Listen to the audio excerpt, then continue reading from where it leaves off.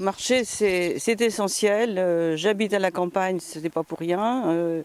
J'ai des chemins juste à côté de chez moi. Je sors, j'ai les pieds dans l'herbe et ça, je pourrais pas vivre autrement. Les chemins creux, découvrir les paysages, c'est tellement beau chez nous. Quand je fais de la marche, c'est pas de la marche pour faire du chrono, hein. C'est de la marche découverte. Découvrir un paysage, découvrir les plantes, écouter les oiseaux, les insectes, enfin tout ce qui vit autour de nous. Je ne suis pas obligée de faire beaucoup de kilomètres pour être comblée.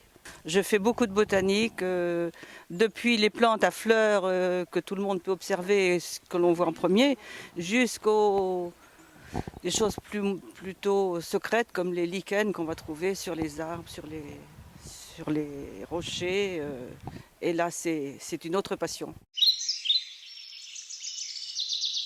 Autour du Putange, bon, on a beaucoup de chemins creux, on ne peut pas tous les baliser, mais il y en a un peu plus de 120 km qui sont balisés, ce sont des chemins avec des thèmes. Et là, nous sommes sur le chemin botanique.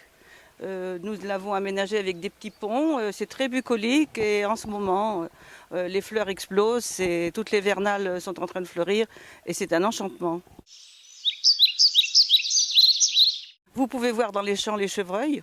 Pas de problème. Vous allez croiser le renard, vous allez voir des oiseaux, les pics, pivers, pics et pêche.